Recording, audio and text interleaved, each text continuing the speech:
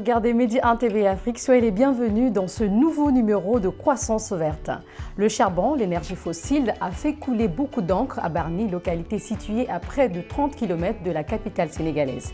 Depuis plus de 2 ans, les communautés se sont fermement opposées et ont activement fait campagne contre la centrale électrique à charbon. Les autorités sénégalaises auraient entendu les doléances des populations environnantes, ce qui expliquerait la cessation des activités de cette unité de production depuis quelques mois. Comment les communautés de Bargny ont-elles procédé pour lutter contre la centrale à charbon? Quel impact sur le réchauffement climatique? Quelles sont les perspectives liées au site? Vous aurez des éléments de réponse avec notre invité déjà sur ce plateau. Il s'agit de Mamadou Barry, directeur exécutif de l'ONG Action Solidaire. Avant de rentrer dans le vif du sujet, je vous propose de regarder ce reportage de Jean-Paul Ndour et Christian Camoni. Les fragments de charbon sont visibles sur une bonne partie du rivage de Bargny Gueye, une localité située à environ 32 km de la ville de Dakar.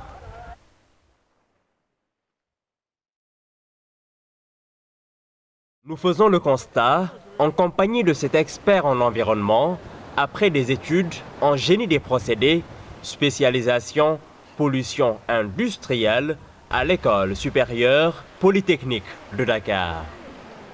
C'est vrai que la centrale à charbon est en train de polluer vraiment la mer. Premièrement, c'était au niveau de leur système de refroidissement. Parce que là, ils épuraient beaucoup d'eau de mer pour refroidir la centrale et en même temps le reverser avec des températures assez élevées. Donc là aussi, ça a un effet sur l'écosystème marin.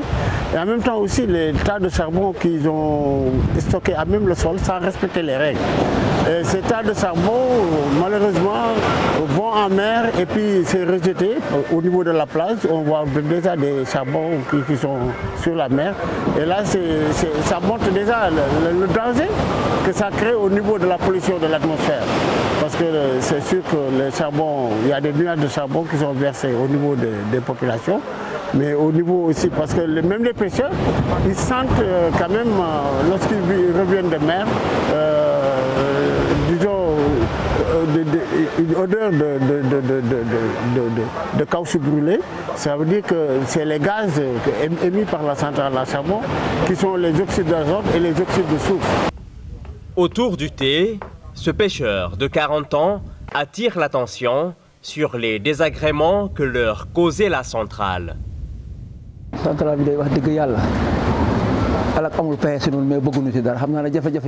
Nous ne voulons pas de la centrale à charbon. Elle nous cause beaucoup d'ennuis. Nous avions assisté impuissamment à sa construction. Si nous avions le choix, elle ne serait jamais construite. C'est nocif pour nous, pêcheurs, pour la mer et pour nos familles. Ça n'a aucun avantage. La centrale nous donnait la tuberculose, le rhume, et j'ai entendu dire qu'elles font partie des maladies les plus difficiles à surmonter. La centrale à charbon, logée dans le village de Bargny Minam, lancée en 2017, est actuellement à l'arrêt suite à une levée de boucliers des habitants qui ont fait tomber un pan du mur de l'infrastructure à plusieurs reprises. La dernière en date remonte à juillet 2019. Daouda Gueye, 58 ans, aujourd'hui à la retraite, fait le point. Normalement, dans les études d'impact environnemental, il fallait tenir compte de certains aspects par rapport à déjà pour la construction. Déjà, ça a commencé. Donc maintenant, lorsque vraiment la centrale a fini ses travaux, la pollution a commencé déjà par le stockage des tas de charbon. Parce que là, le stockage, normalement, c'est normalisé. Il fallait le mettre dans des zones confinées et en même temps aussi arrosé. Donc ça n'a pas été fait, ils n'ont pas respecté.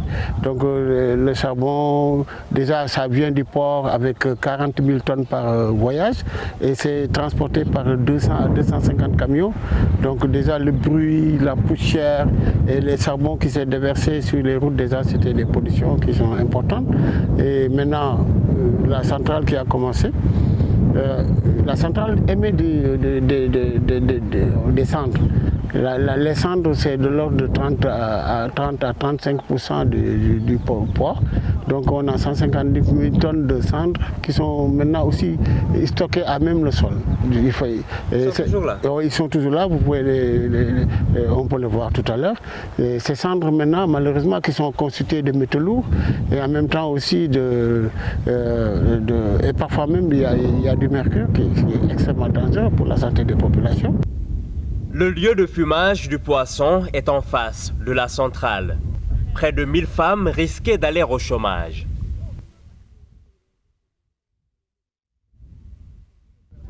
Des femmes qui ont hérité cette activité de leurs parents et qui gèrent des familles entières avec ces revenus.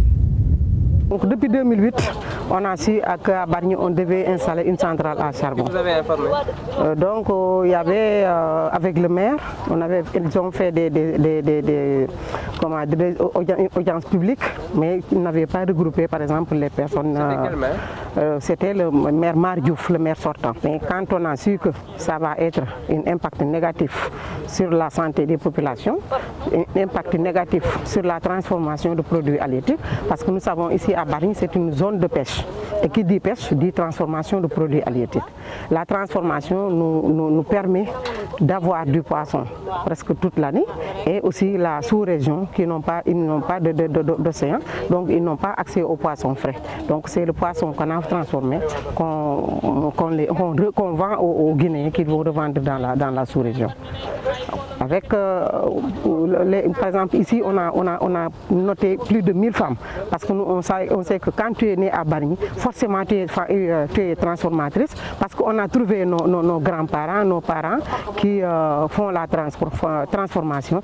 Donc nous tous, on est transformatrices. Finalement, on a eu gain de cause, parce que, par exemple, le président a ordonné de ne plus d'arrêter tout le charbon qui devait entrer au Sénégal. Et les banquiers qui ont financé la centrale ont dit qu'ils ne vont plus financer du charbon en Afrique ou même dans le monde. Et maintenant, votre travail a repris normalement? Oui, on a repris notre travail parce qu'on avait un jour, il y a leur eau de process qui s'est déversée dans tout le site et il y avait du poisson partout. C'était une affaire de vie ou de mort. Dans la plainte des habitants, figurait en bonne place l'encens laissé sur place, très dangereux pour l'écosystème, est le baobab, niché au cœur de la centrale. Baobab qui servait de rituel mystique. Lorsque les populations avaient porté plainte, c'était sur beaucoup d'aspects. Il y avait les femmes transformatrices qui étaient là, il y avait les environnementalistes parce que le code de l'environnement sur son article L13 n'était pas respecté, mais il y avait aussi le culte, parce que le baobab que vous voyez là, à l'intérieur de la centrale, mais on l'appelait comme une clinique. Parce qu'il y a une famille qui s'identifie à ce baobab, qui venait souvent faire leur bain rituel. Parce qu'avant de commencer, on avait allé chercher Mam Dogol. Mam Dogol, c'est le génie protecteur du village de Bargny. Mais lorsqu'on était avec la prêtresse et qu'on avait expliqué à la prêtresse de quoi on avait peur, la prêtresse s'est adressée au génie protecteur. Elle est restée donc 30 secondes, le temps de nous dire « Dites Alhamdulillah, remerciez Dieu ». On l'a dit pendant 3 fois, il nous a dit que le génie protecteur a dit qu'il ne va pas cohabiter avec cette centrale. Le site de 29 hectares attribué à la centrale avait été précédemment lotissé au bénéfice des populations victimes de l'avancée de la mer qui devaient y être relogées. Les autorités locales cherchaient jusque-là un nouveau site de recasement, mais rien de concret pour l'instant. Ce qu'on peut dire sur ça, on peut dire que c'est depuis l'accaparement des terres. Parce qu'on ne peut pas comprendre des terres qui ont été attribuées depuis 1995 et qu'on reste jusqu'à 2009 pour nous dire que on n'était même pas informé de la situation. Nous vivons du jour au lendemain, on nous dit qu'il y a une centrale qui devait être implantée dans ce site, sans aucune notification, ni rien. On était surpris, et jusqu'à ce jour, nous sommes surpris. Ndeye Yacine Dieng, 62 ans, s'est toujours opposé à l'érection de la centrale et de toute menace à leur survie. Il y a 30 ans, la plage de Bargny s'étendait sur une centaine de mètres. Maintenant, elle est quasiment recouverte et les vagues arrivent jusqu'aux maisons, surtout pendant l'hivernage. Plus de 30 personnes, hommes et femmes, vivent au quotidien la psychose dans cette petite maison. C'est ça ce qui reste de notre concession. La maison était tellement étendue, il y avait des greniers, des écoles coraniques, plusieurs concessions, mais tout est détruit par la mer. Parce que des houles de 3 mètres qui dépassent pour se jeter de l'autre côté. Mais est-ce que c'est même prudent de rester ici, quoi? Mais nous n'avons pas le choix. Nous n'avons pas le choix. Si vous êtes conscient du fait que vous pouvez mourir ici à tout moment? Ah, si. Mais on n'a pas peur de la mort. Parce que nous voyons toujours la mort qui vient nous voir. Parce que des houles de 3 mètres, et nous sommes dans notre chambre, la nuit, en dormant, tout peut arriver. Mais on n'a pas le choix. Nous, on s'adapte avec ces briques ou bien des pneus. Notre seul souhait, c'est de l'État du Sénégal ou bien le bailleur qui a financé ce projet n'a qu'à s'arrêter et nous donner ce qui nous appartient. Une bataille est gagnée, mais le combat va se poursuivre parce que, selon notre expert en environnement, l'État du Sénégal a octroyé 100 hectares à l'entreprise turque Tosyali qui veut y implanter une entreprise de sidérurgie. Par pure coïncidence, il nous trouve sur les lieux pour une visite de terrain.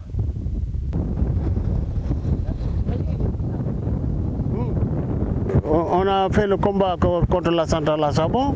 La centrale s'est arrêtée et en même temps, sur le même site, l'État du Sénégal en a fait une zone économique spéciale et vouloir installer maintenant une entreprise turque qui s'appelle Tosyali qui va faire la sidérurgie, c'est-à-dire pour dire le fer à béton et tous ces éléments.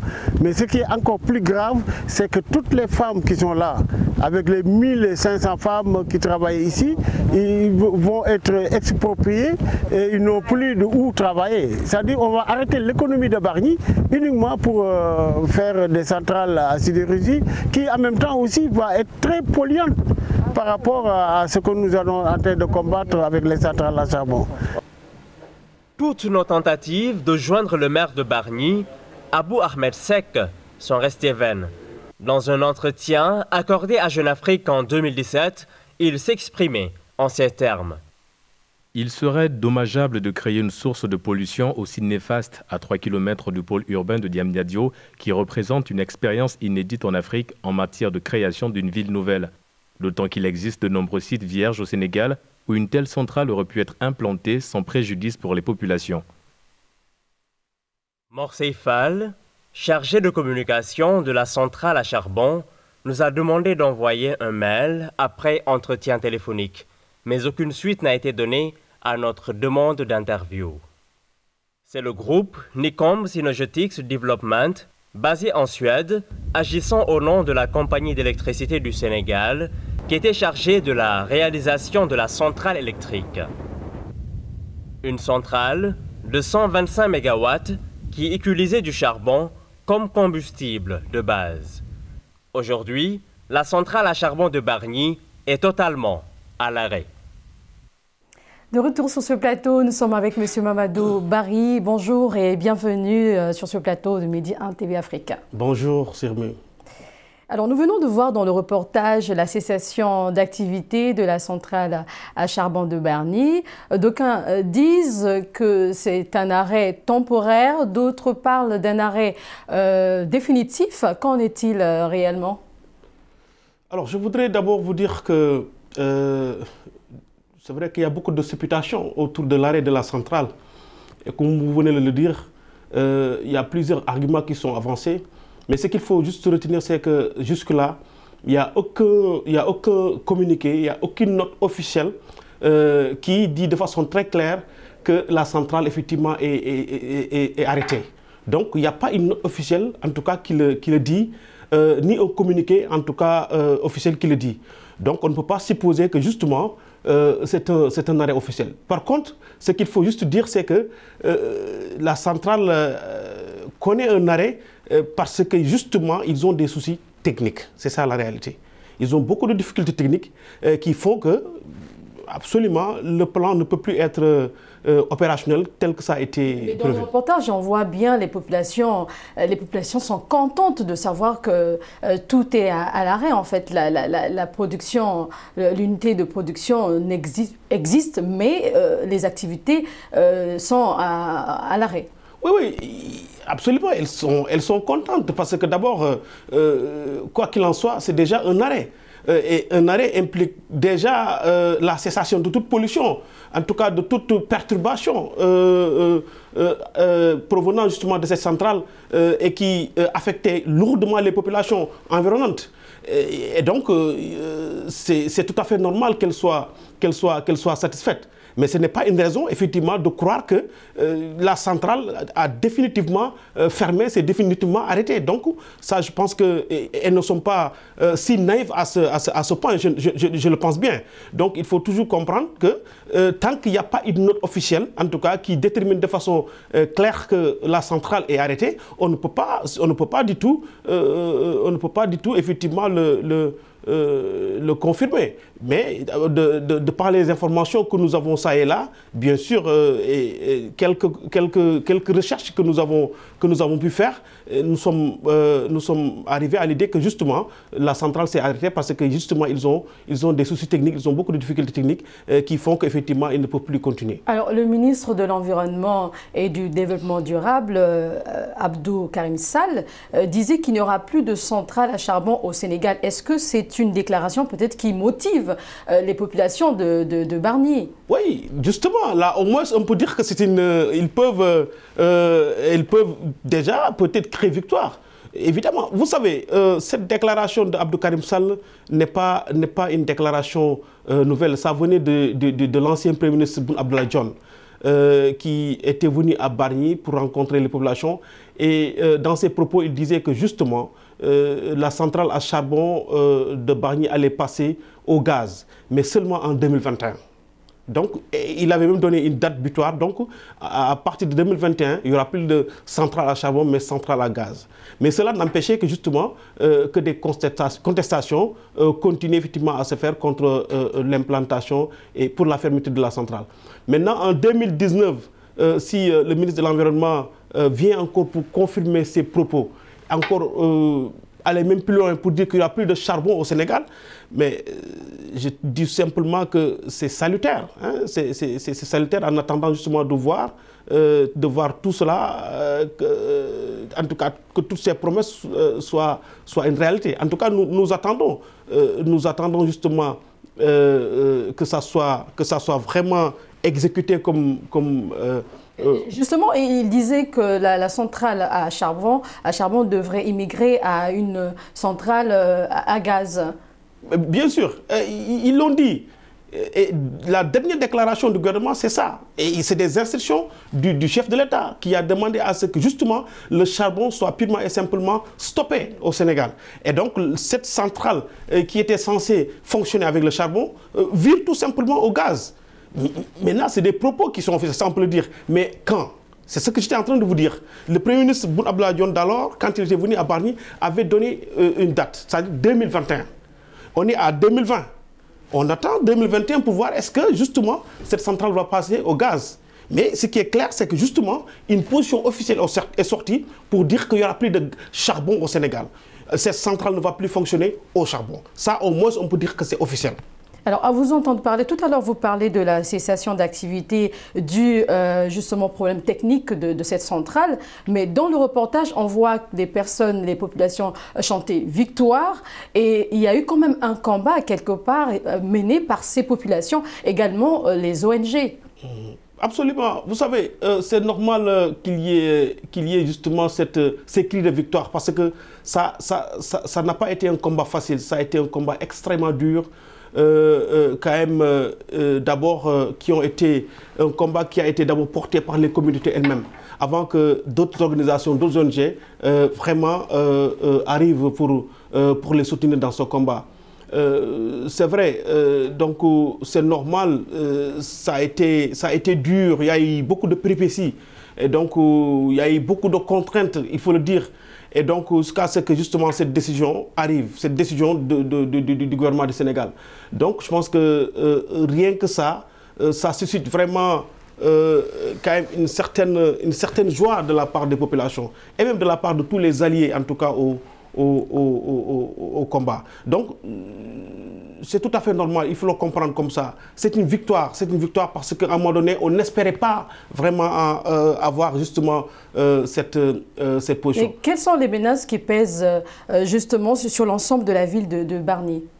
Oui, vous savez, c'est vrai que jusque-là, on parle des points négatifs. Il y en aura certainement des points positifs qu'on pourra un peu parler, mais seulement que les points négatifs sont tellement importants que on voit vraiment de peu, quelque part, un peu des aspects positifs. Mais d'abord, il faut dire que rien que cette proximité de la centrale par rapport aux habitations, qui fait moins de 500 mètres, est un risque énorme. D'abord du point de vue de la pollution, parce que je pense que dans le reportage, si vous regardez, vous allez voir des débris de charbon. Ça, c'est quelque chose de palpable, c'est quelque chose qu'on peut toucher. Rien que ça, c'est extrêmement grave. C'est-à-dire il n'y a aucune règle, il n'y a aucune norme qui est respectée pour augmenter le stockage du charbon. Et il devrait y avoir justement un aspect, un processus de confinement de ce charbon. Malheureusement, il n'y en a pas. Arroser le charbon pour empêcher justement que ces débris puissent effectivement se retrouver au niveau des habitations, au niveau de la plage, malheureusement, c'est tout à fait le contraire. Donc ça, c'est déjà un problème. Mais deuxième problème également, là où la centrale s'est implantée, c'est un site occupé par les femmes. Plus de 1500 femmes occupent ce site.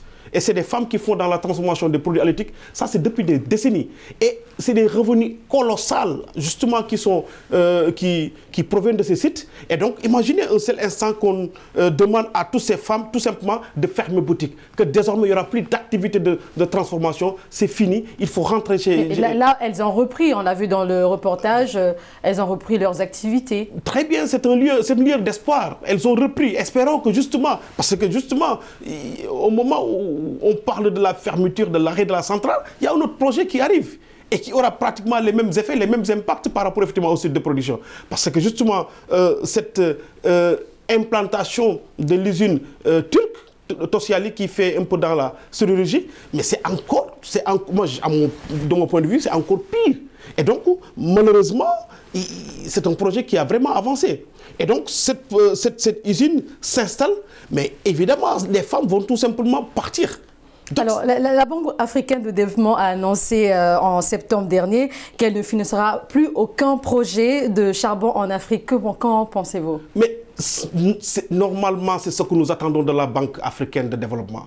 En tout cas, nous, les ONG, nous les avons poursuivis un peu partout dans le monde, que ce soit en Inde, un peu partout pour le dire, écoutez, arrêtez de financer justement du charbon. Parce que rien que le contexte de la lutte contre les changements climatiques, l'accord de Paris fait que justement, il n'est plus admissible que des milliards soient investis pour financer le charbon. Donc, on les a poursuivis, on a mis la pression sur la banque. Et donc, finalement, ils sont retractés, ils ont compris qu'en fait, c'était obligé quand même de revoir en tout cas leur stratégie. Donc, si la banque revient pour dire qu'elle ne va plus financer des projets à charbon, ben on fait qu'applaudir. Et on est quand même, on est toujours, je veux dire, en sentinelle, on attend. Est-ce que justement cette décision va être effectivement appliquée? Oui ou non, mais l'essentiel c'est que le combat contre le financement du fossile, du charbon, ne va plus jamais arrêter. Donc c'est un combat qui sera poursuivi un peu partout dans le monde, comme c'est en train d'être fait actuellement. Donc c'est heureux justement d'acquérir cette décision de la BAD qui dit qu'elle ne va plus financer justement des projets du charbon. Alors, à San Pedro, en Côte d'Ivoire, c'est aussi le même combat. Hein. Les populations aujourd'hui ne veulent pas la construction d'une centrale à charbon. On voit que ce n'est pas seulement au Sénégal, c'est aussi dans certains pays africains. Qu'est-ce qu'il faut faire justement pour lutter? Est-ce que les populations doivent continuer justement à lutter? Mais évidemment, il faut que les populations continuent à lutter. Parce que c'est ça, malheureusement. Il faut un bras de fer contre certains États. Vous savez, les États, parfois, ils ont des projets tellement... des projets, de grands projets, mais qu'ils essaient de mettre en œuvre sans parfois aussi impliquer, consulter justement les populations. Et que les populations doivent être consultées, parce que même dans certaines procédures, il est recommandé forcément qu'il y ait des consultations publiques, que les populations soient impliquées dans la réflexion, avant même la conception du projet. Mais malheureusement, certains États ne le font pas. Et donc, quand ils commencent à exécuter le projet, les populations, malheureusement, constatant que c'est un projet qui peut nuire effectivement à leur environnement, à leur santé, à leur économie, mais se soulèvent. Et donc, sont obligés de se soulever et effectivement opposer un bras de fer. Et c'est comme ça qu'il va se passer. Tant que les États essaient de mettre des projets sans consulter leur population, sans impliquer les populations vont continuer toujours à leur opposer un bras de fer. Donc, ça, il faut s'attendre à cela. Que ça soit en Afrique, que ça soit ailleurs, maintenant les populations sont suffisamment outillées et prêtes à faire face pour dire non à n'importe quel... Malheureusement, nous sommes arrivés à la fin de cette émission. C'était un plaisir de vous recevoir sur ce plateau. Monsieur Mamadou Barry, vous êtes directeur exécutif de l'ONG Action Solidaire. Merci. Je vous remercie, Madame Sirmi. C'est vrai que ça a été trop court. On aurait pu même développer d'autres aspects. Et même aussi, par moment, on peut montrer quelques aspects positifs que l'État du Sénégal est en train de réaliser dans le cadre de l'accès à l'énergie. On aura l'occasion une prochaine fois. Merci à vous d'avoir suivi cette émission et je vous donne rendez-vous la semaine prochaine pour une autre thématique et bonne suite de programme sur Média 1 TV Afrique.